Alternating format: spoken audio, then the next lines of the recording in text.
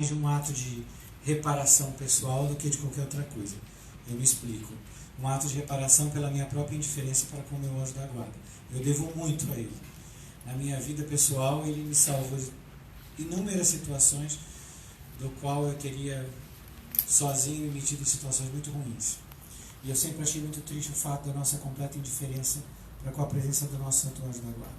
Nós rezamos antes a oração de São Tomás, e quando a gente lê São Tomás, que é a primeira vez introduzida a filosofia de São Tomás, fica bastante impressionado com a presença dos anjos e com essa beleza da ordem da hierarquia angélica, e é um tema que caiu no esquecimento e que causou que nós também não tivéssemos consciência da presença do mundo angélico na nossa vida. Isso mostra muito mais como nós perdemos o espírito de fé e de como nós cada vez temos menos fé da igreja, porque se nós participássemos da missa com os olhos da fé, nós sim teríamos que contemplar as miríades de miríades que adoram a Deus no altar. Cada um daqueles momentos que se convoca a presença dos anjos, cada vez que se canta com toda a igreja triunfante, santos, santos, santos. E o fato de a gente não ter essa consciência mostra tanto quanto nós nos aplicamos pouco em conhecer a nossa fé e como a nossa vida espiritual ainda está no começo. Então esse livro foi feito para ser um livro simples, prático e fácil. Por isso são 31 capítulos, que eles podem ser lidos durante um mês. Se você ler um capítulo a cada dia de um mês, no final do qual vocês vão ver tem uma consagração, uma oração ao Anjo da Guarda, da Beata Serafina, do Sagrado Coração, que é a fundadora das Irmãs dos Anjos, adoradoras da Santíssima Trindade, que então tem essa missão de serem como anjos de luz e caridade no mundo. E o livro tem que objetivo? É que você aprenda, que eu aprenda, cada um de nós aprenda, através da experiência dos santos, a desenvolver um relacionamento de oração com o nosso Anjo da Guarda. A grande dificuldade de ter uma vida de oração no nosso tempo é que nós não fomos ensinados a rezar. Nos ensinaram muitas coisas na nossa vida. Nós somos pouco catequizados e muito menos ainda fomos ensinados a rezar. Quando Santa Teresa ensina que a oração, e ela usa essa expressão que ficou famosa, um trato de amistade, quer dizer, uma relação de amizade com quem eu sei que me ama. Nós praticamente esquecemos disso. Nós fomos treinados para ter várias habilidades na vida. Habilidades sociais, habilidades econômicas. Na nossa educação, os nossos pais, a partir de um certo momento, se esforçaram a nos dar a melhor educação. Mas poucas pessoas se esforçaram a nos ensinar a rezar, a ter um mínimo de relação com Deus nosso Senhor. É muito difícil para as pessoas hoje, porque a gente parece, quando está falando de fé, é quase uma abstração de algo que é intocável, quase. E nós estamos numa era extremamente materialista e isso se torna cada vez mais difícil. Então o objetivo do livro era que, através da minha intimidade com o meu anjo da guarda, eu quero fazer essa comparação para vocês. Se Deus Nosso Senhor desse a você a missão de vigiar, cuidar, observar e cuidar de uma formiga, pareceria a você uma missão absurda. Mas talvez é uma comparação pálida do que é a missão de um anjo da guarda. Porque os santos anjos são criaturas espirituais, perfeitíssimas, que contemplam a Deus face a face e que têm que, pela infinita vontade de Deus, a missão de cuidar de nós. É claro que nós somos muito mais que uma formiga, porque nós somos seres espirituais. Ainda que nós nos tornamos coisas muito inferiores, porque nos tornamos escravos do pecado. O pecado nos faz, ainda é muito pior que o nada, porque Deus do mundo criou nada, e do homem em pecado mortal, Deus não cria nada, a não ser que Ele queira. Isso é uma coisa terrível. O Papa Pio XII dizia que a coisa mais terrível do século XX é que ele perdeu a consciência e a noção do pecado. Então nós demos um passo além no século XXI, nós só não perdemos a noção do pecado, nós sacralizamos o pecado, nós legalizamos o pecado, nós adoramos o pecado. Então nós chegamos a um ponto a massa. E isso torna muito, muito difícil que a gente rompa esse caminho. Nós temos que, reconhecendo o nosso nada, começar a ter uma vida interior. E pensa, se eu disser para você que Deus deu uma criatura perfeita, cuja missão é te levar para o céu, dia após dia, que não terá sossego a não ser no momento que você escolha o céu, e ainda assim você simplesmente ignora essa criatura, nós diríamos o que? Essa pessoa é um ingrato, né? E é exatamente o que nós somos. A nossa própria história talvez seja muito mais a história das misericórdias de Deus e das nossas ingratidões. Porque o anjo da guarda constantemente nos foi dado para isso. E nós criamos uma imagem muito romântica. A minha geração é uma geração cuja fantasia foi educada já via Disney. Então, quando nós falamos na vida dos santos, a gente tende a imaginar que a vida dos santos é mais ou menos como a vida da Cinderela. Que ele cantava e os passarinhos faziam a roupa dela e a comida dela. E quando você lê a vida dos santos, quem participou das aulas dos outros cursos que a gente deu, é uma temática constante. O que é uma vida de um santo? O santo é o evangelho vivo. Não há diferença entre ler o evangelho e ler a vida de um santo, como não há diferença entre uma partitura e uma música executada. O santo é o evangelho vivo. Então, quando nós estudamos a vida dos santos, nós temos que entender que aquela vida de um homem como eu, não se engane achando que os santos não tinham dificuldade, não se engane achando que os santos não tinham noite, muito pelo contrário. Porque quanto mais nós nos aproximamos de Deus, quanto mais o nosso anjo nos conduz até Deus, mais duro fica. Por quê? Porque a cruz é o nosso caminho de salvação. A gente podia aqui inventar um evangelho novo, porque o século XX, as pessoas sempre acham que conhecem Jesus. Mas nós já vivemos numa era pós-pagã, onde Jesus é um completo desconhecido. Ou ele é o Jesus ideológico, que é o Jesus politizado, que é o Jesus Che Guevara, que é o Jesus que nunca existiu, que é um reducionismo, ou o Jesus Rivotril. Isto é, eu estou nervoso, eu vou na igreja, me sinto bem, como você me ajudou, eu vou para casa. Nenhum desses Jesus é Jesus. E a missão do anjo da guarda é exatamente te mostrar onde está Jesus de verdade. Na capa do livro tem esse anjo que eu gosto muito, do Beato Angélico, que é um pintor dominicano, que parece que ninguém como ele pinta os santos anjos, e eu sempre fiquei muito impressionado com a figura dos dedos. Um aponta para Maria, que é essa anunciação, e o outro aponta para o céu. Então, se eu pudesse dizer, o anjo da guarda aponta primeiro para você, para dentro de você, porque ele, refletindo a luz de Deus, vai te ajudar a ver quem você realmente é. Sem ato de contrição e sem arrependimento, nós morremos no nosso mundo. Então, a primeira coisa que o anjo vai te fazer para te ajudar tremendamente é desfazer o maior mito que te ensinaram. É o mito de que você é maravilhoso. Você, na verdade, é um príncipe que caiu do céu e que as pessoas não reconhecem como você é maravilhoso, inteligente, e você não é nada disso. Você sabe que não é nada disso. Você é um pecador, como eu sou um pecador, como nós somos pecadores. Então, num dos capítulos do livro, as pessoas sempre chamam muita atenção nas histórias mais extraordinárias, e eu coloquei essa por razão, que é uma história de Santa Francisca Romana, que é uma santa que na história da igreja é conhecida por ter a presença contínua do anjo da guarda dela. É uma santa que foi casada, teve uma grande atividade apostólica e é fundadora do mosteiro de Torre de Spec, que ainda hoje está em Roma, de Oblatas Beneditinos. E é o fato que o anjo da guarda dela, como devia educá-la, a cada ato de caridade que ela faltava com palavras, lhe dava um tapa. E isso se tornou muito conhecido porque as pessoas ao redor dela ouviam o barulho do tapa e o efeito que o tapa tinha na bochecha, Porque se eu dou um tapa na cara de alguém, é a bochecha. E aquilo choca as pessoas. E ela mesmo conta que se ela começasse a falar uma fofoca, alguma coisa mal de alguém, ou todos esses pecadilhos que a gente finge que não tem, Porque sabe, fofoqueiros são os outros. Mau caráter é o outro. A máxima é Sartre, o inferno são os outros. Nunca esquecendo que este inferno você escolheu na vida. Porque lembra, quem vive na graça vive a glória começada, e quem vive na desgraça vive no inferno começado. Porque que coisa é o inferno? Senão a opção pessoal que eu faço de viver fora do amor de Deus. Eu opto pelo ódio a Deus. Não, mas eu não faço isso, faz. Porque você diz pelo pecado, eu prefiro tudo menos a Deus. Eu faço uma escolha, tudo menos Deus. Meu prazer menos Deus, aquele prazer menos meu dinheiro, minha ambição, tudo menos Deus. Você inverte a ordem. E a missão do anjo a cada dia é te conduzir. Se o anjo apontasse, depois ele apontaria para a cruz.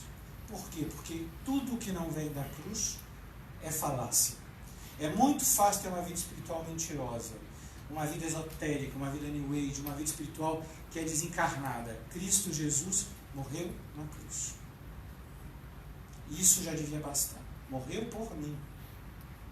O que vale uma alma? Quanto vale uma alma? Vale o preço inteiro do sangue precioso. É por isso que na igreja me incomoda muito quando se reduzem o apostolado a raça, costume, língua, porque o apóstolo de verdade não vê nas pessoas senão uma cor, que é o vermelho do sangue precioso de Cristo. Porque aquela alma valeu o sangue inteiro de Cristo. até a última gota, até o coração aberto do Redentor. O anjo depois aponta para o centro da nossa vida espiritual, que é o sacrário. Nós vamos ver aqui a seleção de santos deste livro. Na verdade, eu vou dizer que eu puxo a sardinha para o meu lado, porque são todas santas e servas de Deus, do qual eu tenho uma amizade, uma irmandade espiritual.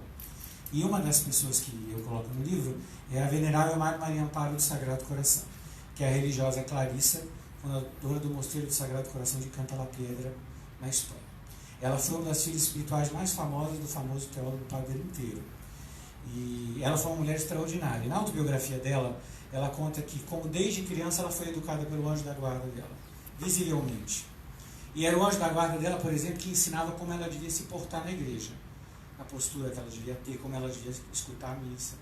Então ela, desde muito pequena, se acostumou a, quando sair da igreja, dizer para o anjo da guarda dela: eu vou, mas você faça companhia a Jesus no sacrário.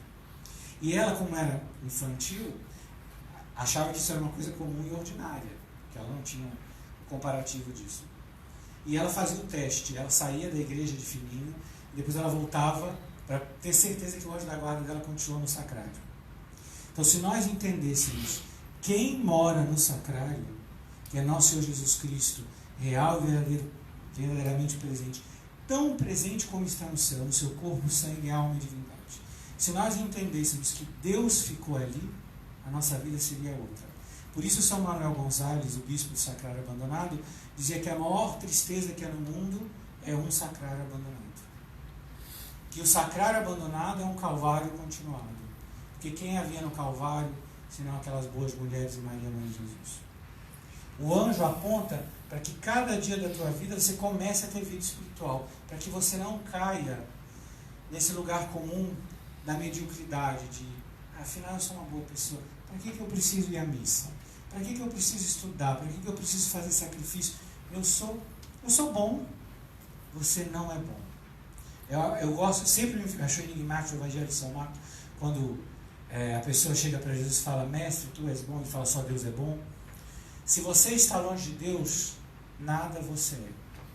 E pior que nada. É por isso que nos custa muito quando a gente lê a vida dos santos, porque a gente vê eles falam que eles eram nada, não valiam nada, eles eram miseráveis. E a gente fala: nossa, mas é um exagero piedoso. Não é um exagero.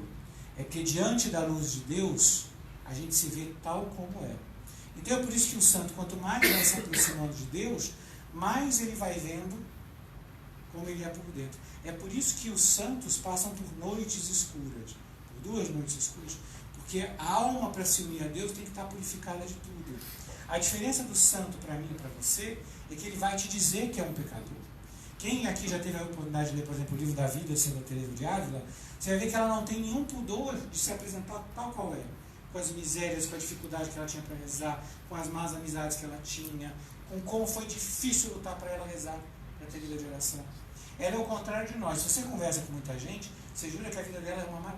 A nossa vida se reduz ao Facebook. Como a vida no Facebook é boa. Como as pessoas são felizes. Elas são maravilhosas. Inclusive, se julgar pelo Facebook, não tem felicidade no mundo. Porque aquilo é falso. É virtual, não é real. O anjo da guarda está longe de ser uma figura ideal, uma figura real. Não só o anjo existe, como está do seu lado, como ele te puxa. Ele te empurra. Aí você vai me dizer: mas eu não vejo o meu anjo. É verdade, mas se você tem vida de oração, as inspirações do teu anjo te conduzirão para o bem. Porque ele está ali para isso. E ele não terá sossego até cumprir a missão que lhe foi dada.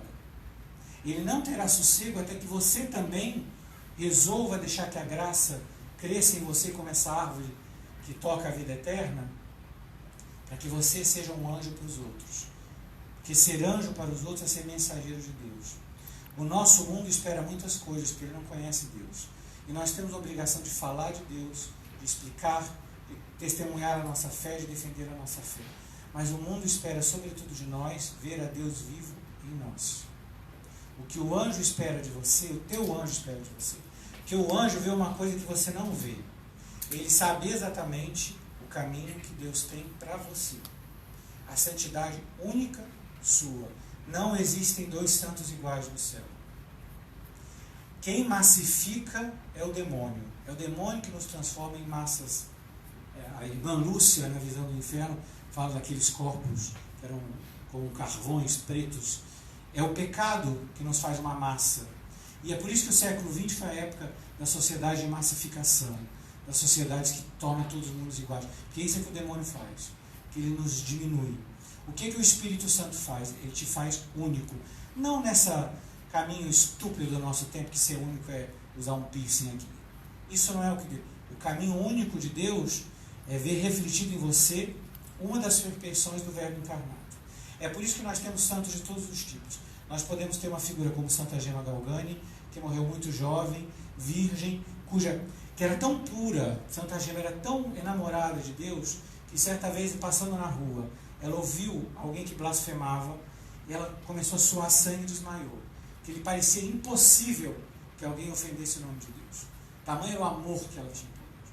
Tamanho era o amor que ela tinha por Deus, que as roupas dela pegavam fogo, não simbolicamente, mas literalmente em torno do coração. Porque Jesus é vivo. Os santos são completamente diferentes e ao mesmo tempo eles têm uma coisa em comum. É que Deus vive neles. Então o objetivo desse livro é o quê? Que nesses 31 dias você se prepare para fazer uma espécie de pacto íntimo com o teu anjo. Que é o quê? Eu quero viver uma vida interior. Eu até agora tenho postergado, eu até agora tenho deixado para depois, eu tenho sido um inútil. Porque também nós fazemos muitas coisas inúteis achando que fazemos coisas boas. O que pode ser útil fora de Deus nosso?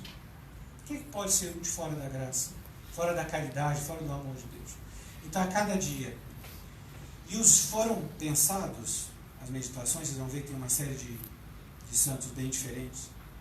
Inclusive, como o anjo vai te ensinar a rezar. Por exemplo, o anjo vai me ensinar o sacrário, mas ele vai te ensinar que na frente do sacrário você não pode ser egoísta. Você não está lá para pedir só graças. Você está lá para adorar. Você está lá para reparar. Você está lá para rezar pela igreja, pelo Papa, pelos agonizantes, pelo purgatório. Porque nós somos um corpo místico. Você já parou para pensar que graça foi essa única, que no teu batismo você recebeu, Deus mesmo veio morar em você. Você foi enxertado em Cristo e é membro do seu corpo místico. O teu anjo vai te ensinar a ser um membro ativo deste corpo místico. Porque nós podemos optar no corpo místico se nós vamos ser um corpo podre, como um tumor, ou se nós vamos deixar que o sangue de Cristo circule por nós e vivifique o corpo místico. É por isso que uma alma unida a Deus, São João da Cruz fala, o demônio teme a alma unida a Deus como teme o próprio Deus. Por quê? Porque na alma unida a Deus, quem vive lá é Deus. Na vida dos santos, nós encontramos várias vezes esse fenômeno, como de Santa Verônica Juliani, que quando se abre o coração dela, depois de morto, se vê lá os símbolos da paixão de Cristo inscritos no coração. Santa Clara de Montefalco é muito famosa porque as pessoas vão até hoje lá ver o relicário, onde é possível ver no coração dela impresso Cristo crucificado, né? E isso é o coração de um santo. Eu repito muitas vezes uma história que eu gosto, da agora beata, né? O Papa Francisco autorizou a beatificação da venerável Conchita Cabrera de Armida, fundadora e inspiradora das obras da Cruz no México, que foi uma mãe de família, teve muitos filhos, e que no momento da sua morte estavam presentes com ela todos os seus filhos e netos, o Monsenhor Luiz Maria Martins, arcebispo lá do México, e os padres das congregações que ela tinha fundado. E que no momento da morte dela, todos, inclusive os filhos dela, viram o rosto dela se transformarem no rosto de Cristo crucificado. E todo mundo lembrou que um dia Jesus disse para ela que o nome novo que ele dava para ela era Cruz de Jesus. Então ela tinha se transformado em Cristo e Cristo crucificado.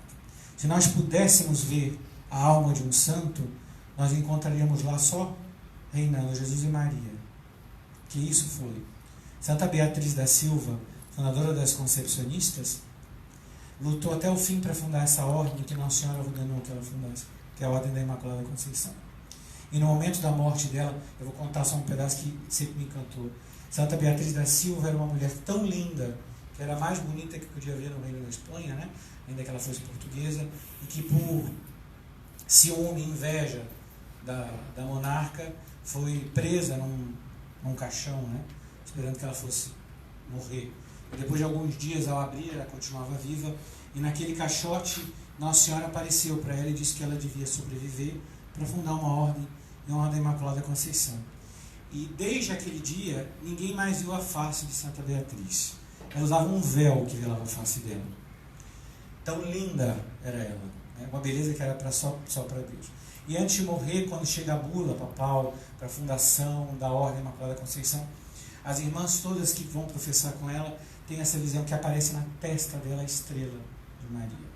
Então, se vocês forem no mosteiro concepcionista, vocês vão ver a imagem dela linda com aquele hábito branco, com a capa azul, e aquela estrela enorme na testa, como um sinal que aquela que foi sempre de Deus, aquela que foi sempre de Maria, tem a marca de Maria. Isso é um santo. É isso que o anjo vê em você. Ele vê o que Deus quer de você. Ainda que hoje você seja todo o contrário que isso. Ainda que hoje você esteja na escravidão do demônio. Ainda que hoje você não sirva mais que o seu egoísmo. São 31 meditações para no fim você poder fazer esse meia-culpa do teu anjo, porque só no céu nós vamos saber quanto nós devemos ao nosso anjo. Tem uma passagem nesse livro de Santa Brígida da Suécia, que ela vê como o anjo intercede por ela o tempo todo. E só no céu nós vamos saber quanto nós devemos a ele, quanto nós fizemos pouco, quanto nós amamos pouco. Então que no fim deste livro, é por isso que eu digo, doe esse livro de presente, para que a pessoa a partir deste mês aprenda a ter um mínimo de vida anterior. 10 minutos de oração, 15 minutos de oração. Comece com pouco. O demônio faz um jogo com a gente que é o seguinte: ele te enche de fervor falso para você começar rezando 20 rosários por dia. Como é impossível rezar 20 rosários por dia, você reza 20 rosários 2 dias, e no terceiro dia você não rezou nem uma Ave Maria. Então comece de algum lugar. A devoção aos santos anjos nada mais é que aprender a viver na presença de Deus. E quem vive na presença de Deus não peca. E quem vive na presença de Deus cresce em direção a Deus. Porque o céu se começa a viver nessa vida. Nós vivemos na época que se condenou à infelicidade crônica, perpétua, porque fechou a alma, fechou tudo que ele podia para Deus. Nós somos uma espécie de castelo fechado em nós mesmos. E isso nos condenou à completa infelicidade. Nós apagamos o bom humor, nós apagamos tudo que podia haver de bom. Hoje, bom humor é o que? Vulgaridade. Nós não sabemos nem rir mais, nem sorrir. O nosso sorriso tem que ser ensinado, ele tem que ser aparafusado no nosso rosto. Então, o mês com os anjos é exatamente esse. É começar a ter um pouquinho de vida interior. E quem tem vida espiritual verdadeira, Deus lhe dará aqueles rios de água viva. É o diálogo de Jesus com a samaritana. Aquele que crê em mim, dentro dele, jorrarão rios de água viva. Tá bom.